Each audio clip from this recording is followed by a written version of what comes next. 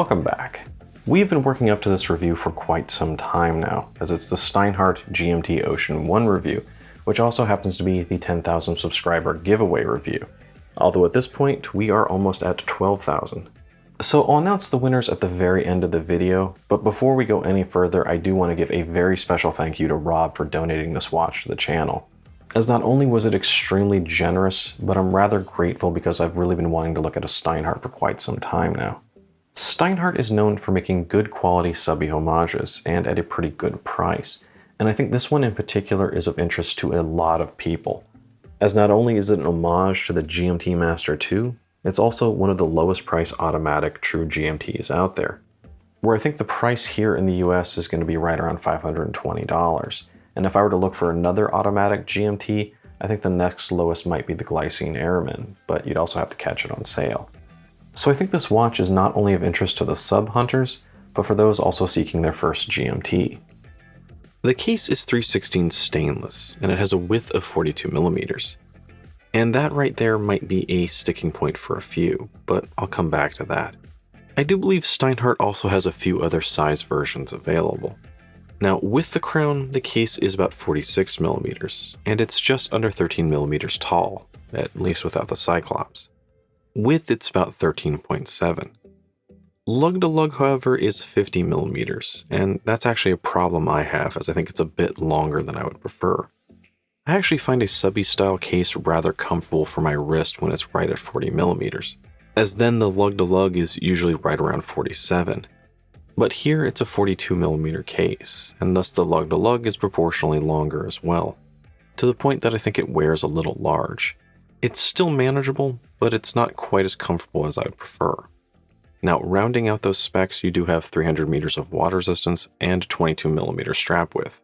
Looking at the case, the finishing is quite good, and in subby style fashion, you do have a brushed finish on the top with a very fine polish on the sides, which then continues down that bracelet as well. There's a screw down closed case back on the rear, and it does have a very nice illustration for Steinhart's Ocean 1 line. The crown is a screw down, and I think it looks maybe a little small compared to the case. Maybe it's the same crown for a 40mm, but it does stick up enough from the crown guards that it's very easy to unscrew and manipulate.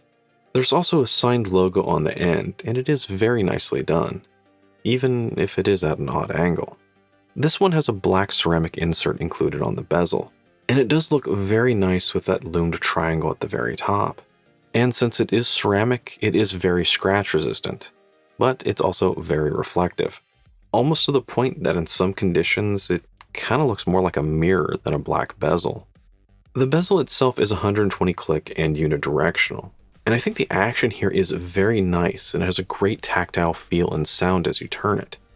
There might be just a tad too much resistance as you turn it, but there's more than enough edge on that bezel to get a good grip.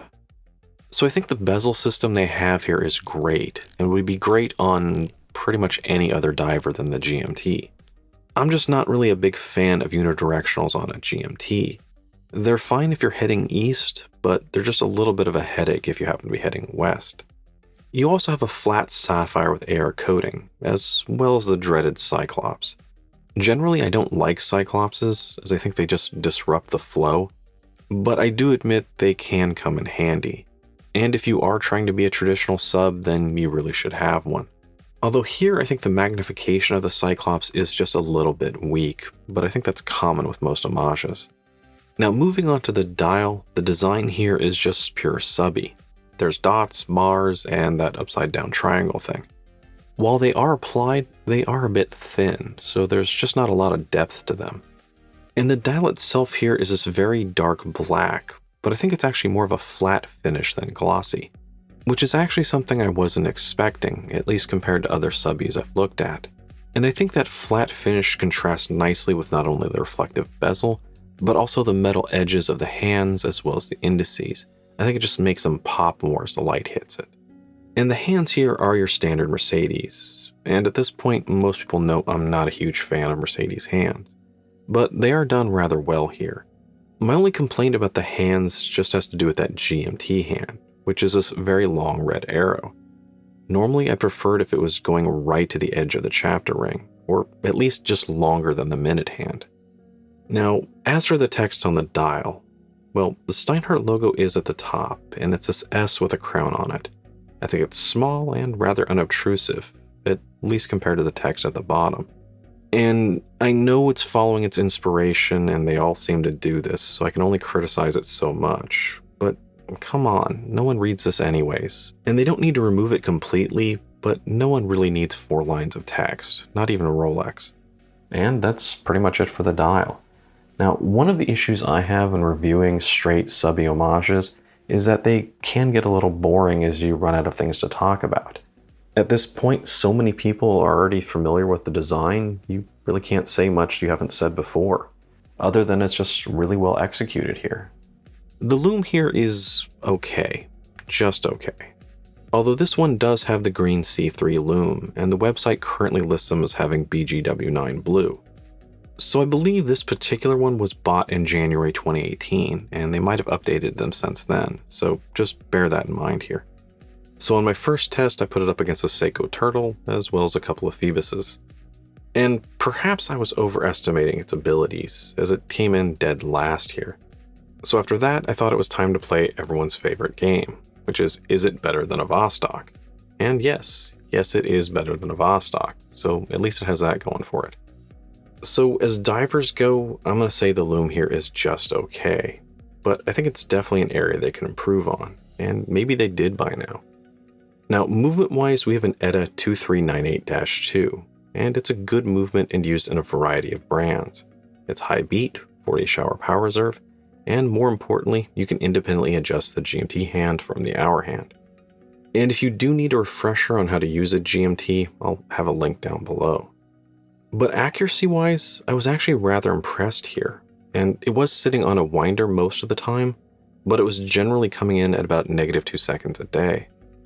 Now, in order to have a good sub, you need a bracelet that's just as good to go with it, and Steinhart accomplishes that nicely here. It starts out at 22mm and then tapers down to about 18 at the clasp, which definitely helps it wear better, or at the very least it's more comfortable. The bracelet has solid end links and just a really good clasp to round out the package.